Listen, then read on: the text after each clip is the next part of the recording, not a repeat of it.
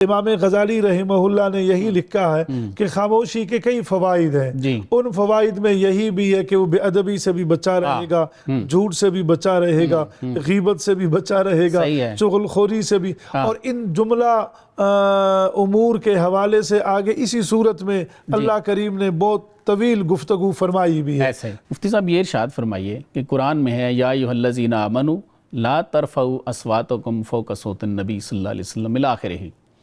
اللہ تعالیٰ ارشاد فرما رہے ہیں کہ اے ایمان والو، اپنی آوازیں نبی کی آواز سے اونچی نہ کرنا، کہیں ایسا نہ ہو کہ تمہارے سارے اعمال ہی ضائع ہو جائیں اور تمہیں پتہ ہی نہ ہو۔ تو سر یہ جو خاموشی کا درس اللہ تعالیٰ دے رہے ہیں اس ارشاد پاک میں، اس پہ روشنی ڈالیے، اس سے کیا مراد ہے؟ میرے محترم، یہ سورۃ الحجرات کی آیت مبارکہ ہے جی، اور یہ سورۃ الحجرات یہ قرآن کریم کی ان صورتوں میں سے ایک صورت مبارکہ ہے جی، جن کا تعلق براہ راست سماج اور سوسائٹی کے ساتھ ہے۔ ٹھیک ہے، یہ 18 آیات اور 2 رکوعات پر مشتمل ہے۔ جی، جس آیت کا آپ ذکر خیر فرما رہے ہیں کہ یا ایھا الذین آمنوا لا ترفعوا اصواتکم فوق صوت النبی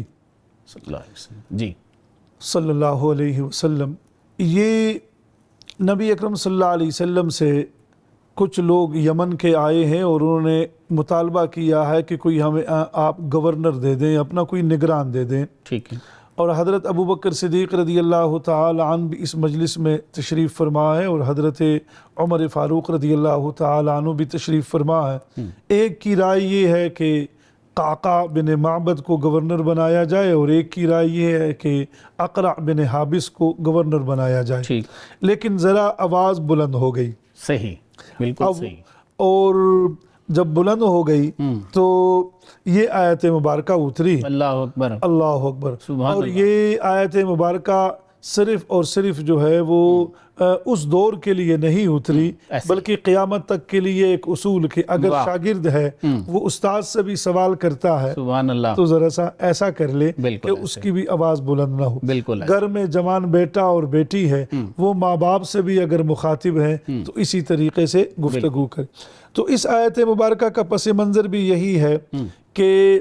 اگر آپ گفتگو کرنا بھی چاہیں تو اس طریقے سے گفتگو کرے کہ آپ کی آواز جو ہے وہ بہت ہی زیادہ قدر بلند نہ ہو۔ بالکل صحیح، اب اس سے آپ نے یہ جو پہلو نکال لیا جی، کہ رائے دینے میں تو کوئی حرج نہیں ہے، ٹھیک ہے، ظاہر آقا نے ان کو جمع کیا ہے، ہاں، بلکہ بخاری کی یہ روایت ہے کہ حضرت عمر رضی اللہ تعالیٰ عنہ اس کے راوی ہیں کہ آقا فرماتے ہیں لا ثمر بعد العشاء، ٹھیک کہ ہے، عشاء کے بعد قصہ گوئی نہیں ہے، صحیح، آپ لوگ سو جاؤ جلدی سے۔ لیکن پھر حضرت عمر خود فرماتے ہیں کہ آپ صلی اللہ علیہ وسلم مجھے بھی اور حضرت ابوبکر صدیق رضی اللہ تعالی عنہ کو بھی روک لیتے تھے، اور ہم سے کوئی دینی بات، کوئی مشورہ ریاست کے حوالے سے لے لیتے تھے۔ صحیح، تو مشورہ تو دینا مناسب ہے، اس میں تو کوئی حرج نہیں ہے، صحیح، لیکن یہ ہے کہ گفتگو میں اس کا بھی لحاظ رکھا جائے کہ میرے مد مقابل جو صاحب ہیں، جو شخصیت ہے جن سے میں ہم کلام ہوں، وہ اس میں ادب کا بھی خیال رکھا جائے۔ بالکل صحیح، بالکل صحیح، اقبال مرحوم کا مجھے ایک مشہور شعر یاد آیا کہ خاموش اے دل بری محفل میں چلانا نہیں اچھا، ادب پہلا کرینہ ہے محبت کے قرینوں میں۔ تو اس کا خیال رکھا جائے، اور یقیناً قلت کلام پر اگر ہم آ جائیں تو اگر بندہ خاموش رہے گا تو وہ ان آفات سے بھی محفوظ رہے گا۔ بالکل، امام غزالی رحمہ اللہ نے یہی لکھا ہے کہ خاموشی کے کئی فوائد ہیں، ان فوائد میں یہی بھی ہے کہ وہ بے ادبی سے بھی بچا رہے گا، جھوٹ سے بھی بچا رہے گا، غیبت سے بھی بچا رہے گا، چغل خوری سے بھی، اور ان جملہ امور کے حوالے سے آگے اسی صورت میں اللہ کریم نے بہت طویل گفتگو فرمائی بھی ہے۔ تو مطلب یہ نکل آیا کہ قلت کلام کا ایک فائدہ یہ بھی ہے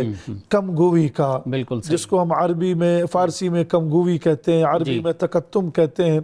کہ مطلب کم گوئی کا ایک فائدہ یہ بھی ہے کہ آپ من سمت نجا، آپ خاموش ہیں تو آپ نے نجات کو بھی کیا کر لیا، پا لیا۔ تو یہاں پر اس آیت مبارکہ کا پس منظر بھی یہی نکل آیا